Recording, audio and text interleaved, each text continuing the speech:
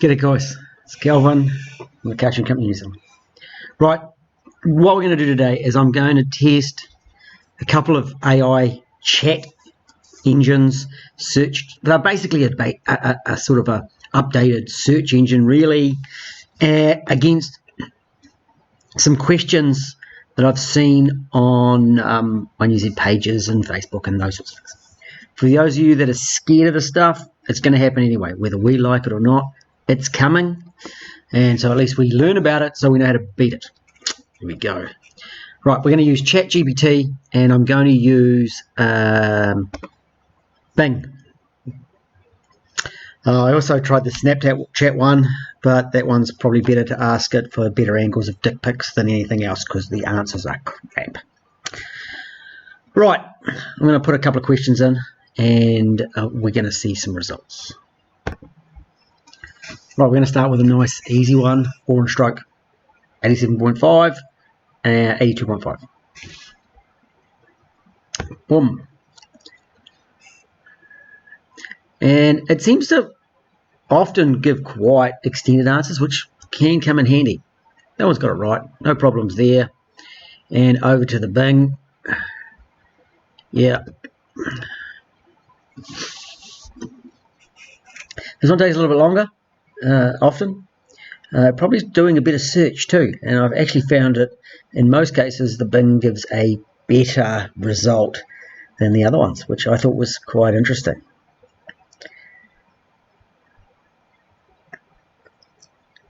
It's taken quite a while, hasn't it? Right, as I was saying before, guys, this stuff's coming anyway, and it's fascinating for me. I think it's some really coolness with a little bit of very scary shit at the other end of it, okay? So we're going to see it anyway, and it's actually been here for a long time. One interesting thing was actually brought up in the video I did with Josh in the US, that the LS430 actually had a form of AI within the computers for the transmission module and the learning of how you drive. Back in 2000 and into 2003, beginning 2004, I found references to that. We've also, of course, got it in most social media platforms have got a form of AI that are learning what we do, what we like, what we want to watch, and then it's testing us to see what else we like. To say we aren't affected, we're pretty much everyone's affected, unless you live up in the bush in the middle of nowhere and don't have a phone. You might get away with very minimal interference from it, but it's here anyway. Right, there's an answer.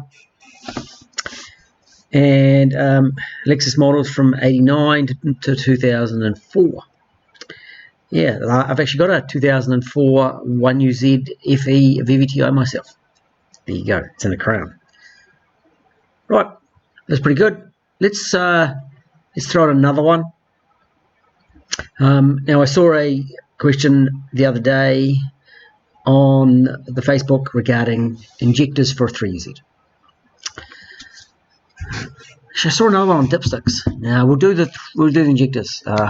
What injectors are suitable for a 3UZ turbo engine aiming for 500 HP?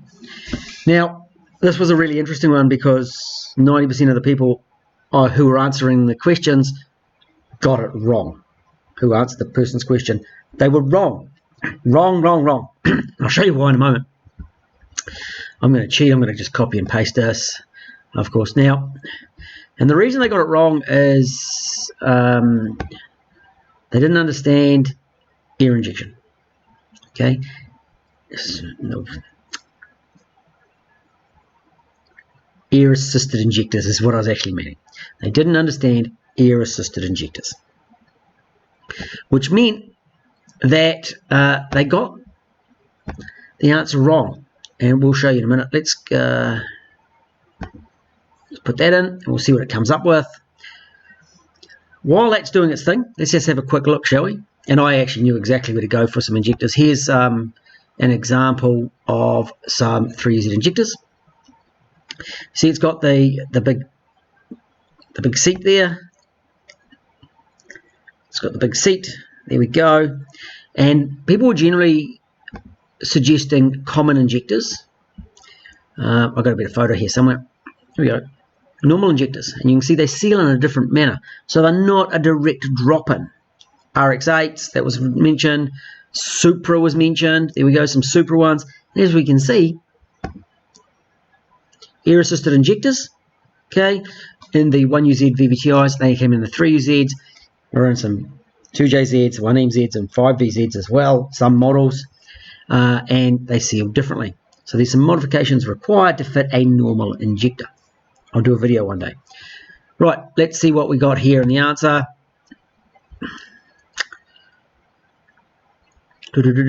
Oh, look at this.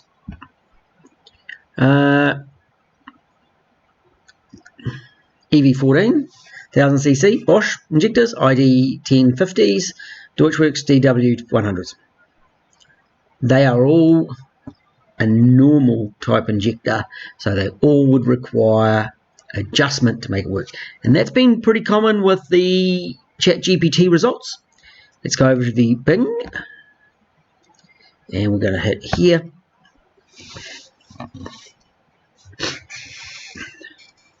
Now, what we're wanting to see is we're wanting to see some information about the air-assisted injector. And a lot of people, when they see this stuff and they don't understand it, they write it off. There was this one guy talking about the seats. He showed photos, yet he was dismissed. He wasn't listened to. He wasn't responded to in the Facebook messaging, in the Facebook post, possibly because people didn't understand. And this is often the case with the person who actually does know. They're often a minority, and then the general people, general public, or the majority write them off. And it's a very common human trait, which is going to be interesting. Oh, look at that. Now, interesting enough, I actually did get a result when I searched for that the other day. Okay. And this is really interesting. I must have had my question differently, but I have actually deleted that chat. So let me give me a moment. I'll have a bit of a search around and we'll see what we find.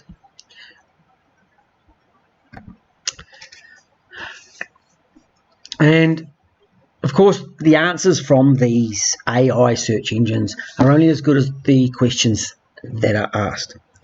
Though I was a little surprised that this one was spitting out pretty long descriptions the other day, all about the 1UZ, but it would have a couple of little hints with regard to what the answer might be, or where to search further to gather more knowledge.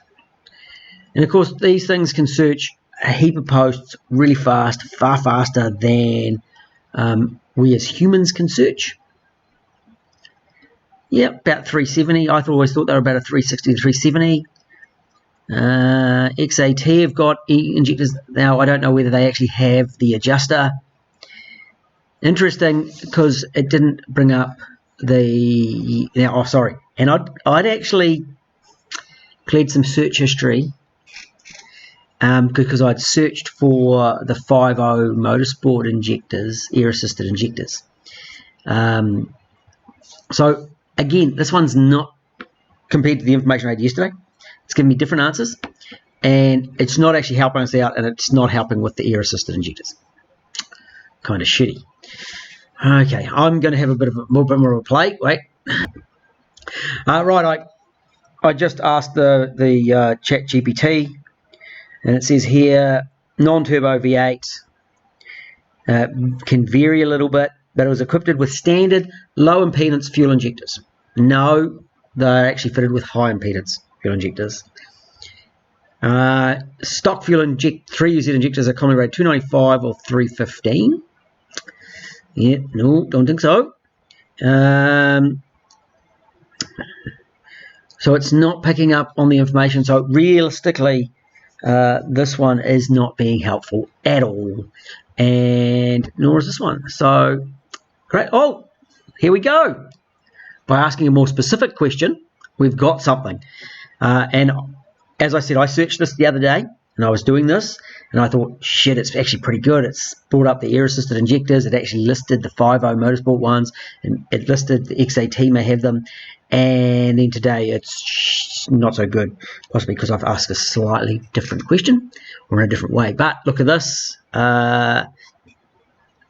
Use pressurized air to atomize the fuel spray. That's correct. Improve combustion efficiency. Yes. There's a video on Cartoon NZ, which happens to be my one. Small on the side, a little bit about them. Okay, and it has a listing to that YouTube video.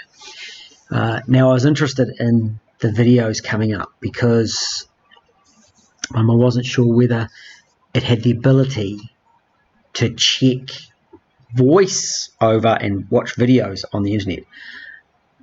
If someone could help me with that, whether it can at this point, whether these things are up to that, or whether it's simply reading and then writing is as much as it can. And of course it can then speak because it's phonics. It knows language and how to pronounce stuff. Okay. The video explains how to swap a VVTi intake manifold onto an early 1UZ engine and how to deal with the air-assisted injectors. It doesn't actually. I didn't cover putting normal injectors into a VVTi manifold, and I've got a video that says that the VVTi manifold doesn't fit. And this is what probably another thing that we're seeing is this stuff, no comprehension at this point in time. Now, it is suggested that AI, and of course, we're only seeing the tail end of it, of what we're able to access is on the internet at this point in time with these chats. But it's been suggested that it is already able to have an IQ score possibly of about 175. Einstein was 165, I believe. So we're looking at something that is going to be more intelligent in regards to an IQ test. And of course, it can learn the IQ test and customize itself specifically for that task very well, but be more intelligent than man.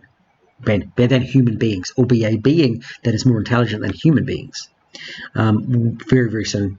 And they're expecting to increase it 10-fold, 100-fold in a very short time. But we don't know all the outcomes, and very interesting. Right, I'm going to ask it a really simple question now. I'm going to ask it dipsticks 1UZ. Okay, I'm not going to put what specific one. We're going to actually ask later on about a VVTi dipstick. And we'll see if it can give us the part number for that. And just wait there. Right, real simple one. What is the part number for a 1UZFE dipstick? I'm going to check those and see what they come up with. We're going to hit it in the other one and see if we get the same answer.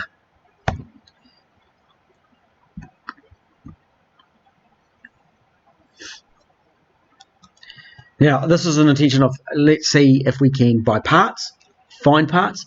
I actually asked it very specifically when I was doing the video on Dan's O-ring on between the thermostat housing and the front water bridge. It couldn't comprehend what I was asking. I said thermostat, so it went for the thermostat gasket, but not the O-ring at the back of the housing onto the water bridge. No matter how I asked it, it couldn't do it. Now, this is a very similar answer to the other one I had, but this time it's actually going to give me the correct part numbers. It's fascinating. Okay, so I asked the other day, it gave me the wrong part number for the dipstick and the dipstick tube. Look at that. Okay, I've got some info here. I've got a little bit of head. So I've asked for the dipstick and the dipstick tube. And it's given me these part numbers. So let's verify those part numbers, shall we? So when I've popped that number in, it's come up as nothing's available. It's not a number that it has, that is listed on Toyo DIY, which is interesting. Okay, I'm going to pop over to the Bing one, And I'm looking for the dipstick. Okay, the dipstick. And see, this one's given me dipstick tubes. And I had a look at that one. That is a dipstick tube. Okay, but it hasn't given me the dipstick. Okay, so let's get a little bit more specific, because it hasn't given me the numbers, the answers that I want. It's given me dipstick tubes, but none of those actually are a dipstick. Okay, and so we're going to go down, and I've asked already. There we go. What is the 1UZFE dipstick? So it does seem that if you put too much information, or you're asking too much, it freaks out and can't do it. Okay, so if I take that part number there, that is the correct one. I'm going to copy that, shall we? Copy that. And look, so we've got UCF 20,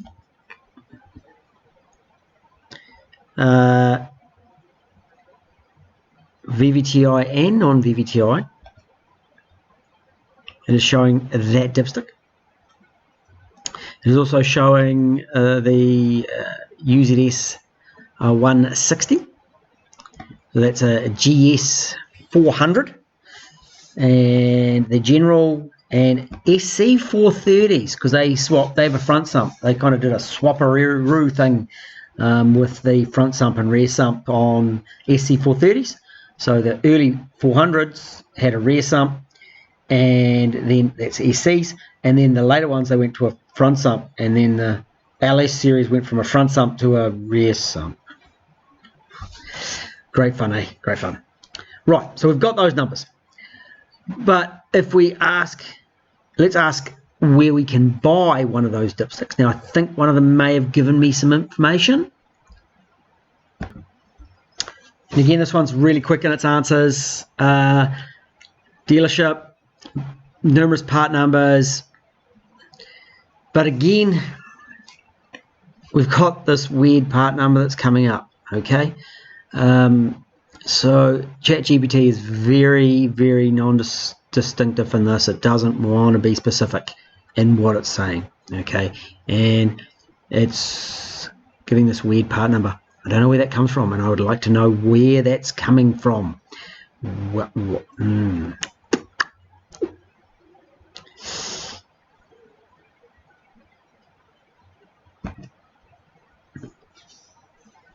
By using that link to the eBay listing, we get a picture of a dipstick. Cool. That's not helpful at all. Well, very, very unhelpful. I wonder if we can get a proper picture of that dipstick. I'm getting a bit distracted. I just went into early Celsius to find the oil gauge, because the part number that the ChatGPT gave me was 15301. You can't see me pointing at the screen, but 50010. You see this one comes up as 20, so it's very normal for Toyota in their super sessions to change like that, but it doesn't seem to come up in any of the normal listings. So I'm wondering again if it's looking back a lot older than what I was seeing in one of the very, very early parts listings, but it doesn't come up in a Google search or anywhere else. Again, it's not helpful if it doesn't give us a current part number, and I do understand it's pre 2001 possibly, but even then this information should still be available, and they should be giving us the right part number. We're still better to ask people, or do it ourselves. We know how to find part numbers ourselves. Right, now looking for that dipstick for the UCF 20. We've got the correct part number over here. The eBay one comes up incorrectly. I did look for that listing, of course. Let's see if I go here, Lexus Parts Now, $22.73. That is the correct dipstick. It's got the wrong picture, but it is the correct dipstick. Now that is interesting too, because that isn't the right, that's like a 3UZ picture. Or is there an updated one that I don't know about?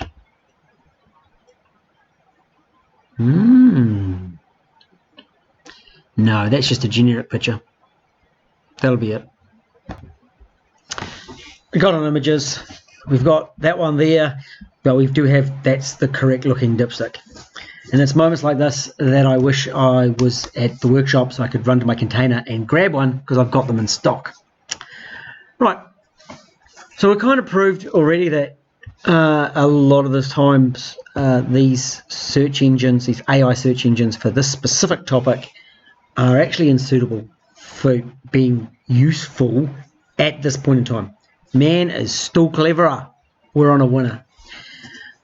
I'm going to ask a couple more questions, just real interesting questions. And this is one of my questions that I actually ask at when people are trying to have a conversation, or as a conversation starter. I do this one.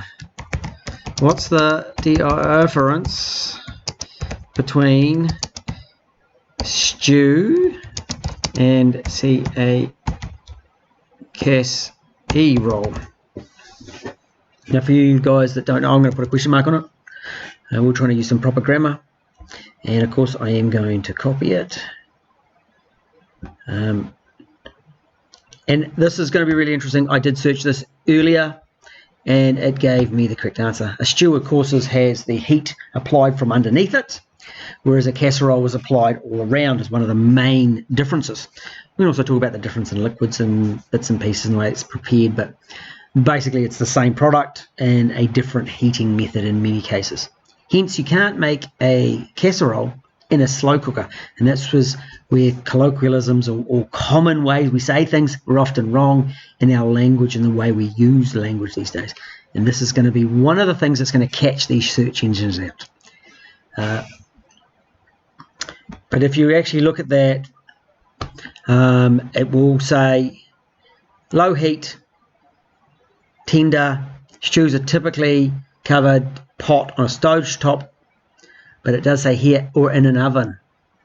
It's not in an oven. It's actually, see, this is a baked dish, so that goes in an oven, and that is the difference between stew and casserole.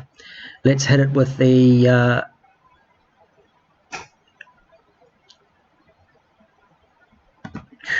this one.